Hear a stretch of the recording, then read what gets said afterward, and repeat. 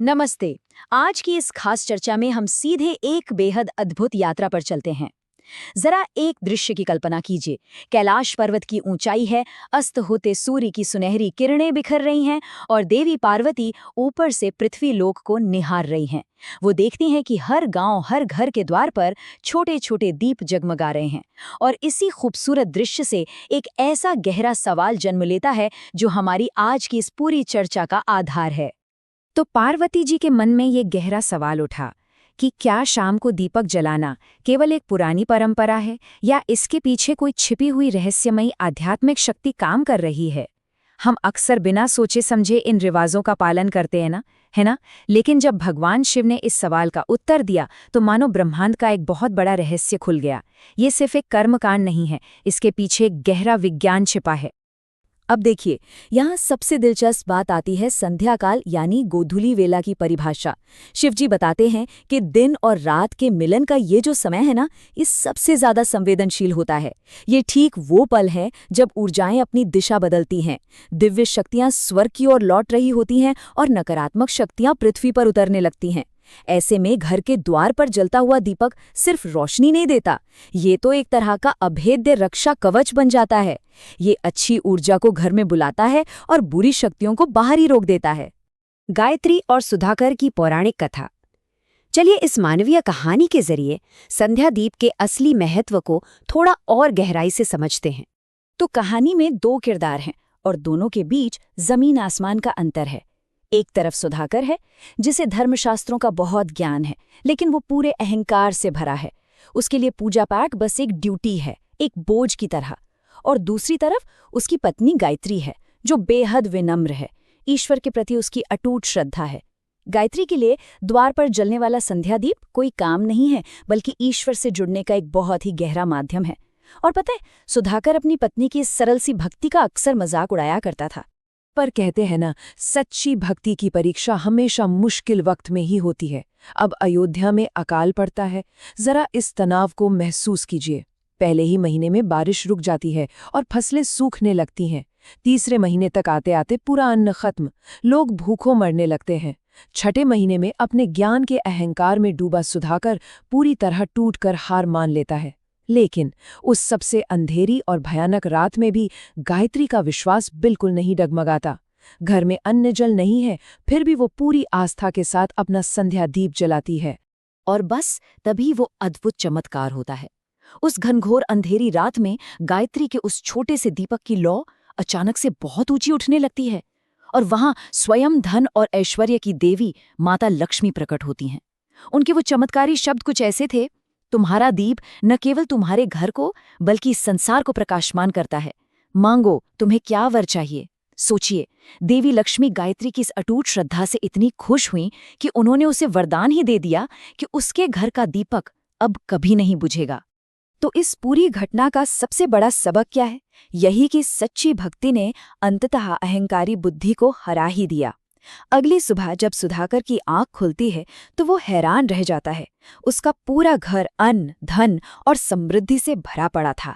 तब जाकर उसे समझ आता है कि किताबें और शास्त्र ये सब सिर्फ ज्ञान दे सकते हैं, लेकिन ईश्वर की असली कृपा तो केवल शुद्ध और सच्ची श्रद्धा से ही मिलती है।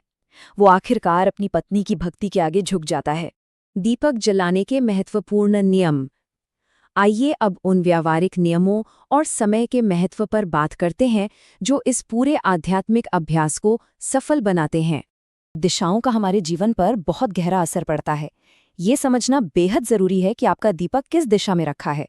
पूर्व दिशा सूर्यदेव की है, जो सीधे तौर पर सकारात्मक ऊर्जा और समृद्धि को अपनी तरफ खींचती है। उत्तर दिशा धन के देवता कुबेर की है, ये धन और लंबी उम्र देती है। दक्षिण दिशा पितरों को समर्पित मानी गई है, जो उन्हें शांति देती है। लेकिन यहाँ सबसे ज्यादा ध्यान देने वाली बात पश्चिम दिशा है।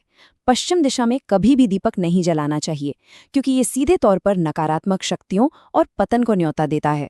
दिशाओं की बात तो हो गई, लेकिन कुछ खास परिस्थितियां ऐसी भी हैं जहां दीपक जलाना सख्त मना है, जैसे सूर्य या चंद्र ग्रहण के दौरान या फिर जब तेज आंधी तूफान चल रहा हो। अगर घर में जन्म या मृत्यु का सूतक लगा हो तब भी दीप नहीं जलाना चाहिए। महिलाओं के लिए मासिक धर्म के दौरान भी इसे वर्जित माना गया है, क्योंकि वो समय शरीर के विश्राम और ऊर्जा के संतुलन का होता है। और सबसे अहम बात, अगर मन में बहुत ज्यादा क्रोध, भारी दुख या कोई उथल-पुथल चल रही हो तो दीपक बिल्कुल मत जलाइए, क्योंकि भीतर की शांति के बिना ये बाहरी काम पूरी तरह अधूरा है। अब एक और बहुत ही दिलचस्प बात, दीपक में कितनी बातियां हैं, इसका भी अपना एक गुप्त विज्ञान है। एक बाती वाला दीपक मोक्ष की प्राप्ति के लिए होता है। अगर घर में समृद्धि और तालमेल लाना है तो 2 बाती वाला दीपक जलाया जाता है। और 5 बाती वाला दीपक, वो पूर्ण सिद्धि और सर्वोत्तम स्वास्थ्य के लिए होता है ना कमाल की बात। ये साबित करता है कि इस परंपरा की हर एक छोटी सी छोटी चीज कितनी बारीकी से डिजाइन की गई है। तो इसे सही तरीके से कैसे करें? इसकी एक पूरी विधि है। सबसे पहले सिर्फ घर के द्वार को ही नहीं बल्कि अपने मन को भी स्वच्छ करें। बिल्कुल सूर्यास्त के समय का इंतजार करें। फिर शुद्ध रुई की बाती को घी या तिल के तेल में अच्छी तरह भिगोएं। पता है ये किस बात का प्रतीक है? जैसे बाती तेल में भीगती है वैसे ही मन को भी गहरी श्रद्धा में भीग जाना चाहिए। और अंत में ओम दीपाय नमः या तमसोमा ज्योतिर्गमय मंत्र का उच्चारण करते हुए अपना दीप जलाएं। 5 दिव्य शक्तियों का जागरण। चलिए जीवन के उन 5 बड़े स्तंभों को देखते हैं जो एक दीपक जलाने भर से जागृत हो जाते हैं। भगवान शिव बताते हैं कि एक छोटी सी लौ हमारे जीवन के इन 5 अहम हिस्सों को कैसे मजबूत करती है। पहली है धन लक्ष्मी, क्योंकि अग्नि तत्व धन के प्रवाह को गति देता है। दूसरी धैर्य लक्ष्मी, जिस तरह दीपक की लौ हवा में भी स्थिर रहती है, हमारा मन भी मुश्किलों में शांत और स्थिर हो जाता है। तीसरी है संतान लक्ष्मी, इससे घर का माहौल सात्विक बनता है, जिससे एक संस्कारी परिवार आगे बढ़ता है। चौथी जय लक्ष्मी, जो जीवन की हर बाधा पर पूरी विजय दिलाती है। और अंत में आती है ज्ञान लक्ष्मी, जो हमारे भीतर सर्वोच्च ज्ञान और विचारों में स्पष्टता भर देती है। और हाँ, इन आध्यात्मिक फायदों के साथ साथ इसके कमाल के वैज्ञानिक और मनोवैज्ञानिक लाभ भी हैं। अग्नि तत्व हवा को शुद्ध करता है, बीमारियों को दूर रखता है और घर की पॉजिटिव एनर्जी के साथ साथ हमारी रोग प्रतिरोधक क्षमता यानी इम्यूनिटी को भी तेजी से बढ़ाता है। आपको पता है, पुराने समय में बीमार लोगों के कमरों में दीपक इसीलिए जलाया जाता था ताकि नकारात्मक ऊर्जा और मानसिक तनाव को जड़ से खत्म किया जा सके। आत्मा और परमात्मा का मिलन, यही भगवान शिव की शिक्षा का असली दार्शनिक सार है। भगवान शिव का एक बेहद खूबसूरत विचार यहाँ याद आता है। दीपक केवल तेल और रुई से नहीं जलता, बल्कि वो भक्त के हृदय की शुद्ध भक्ति से जलता है।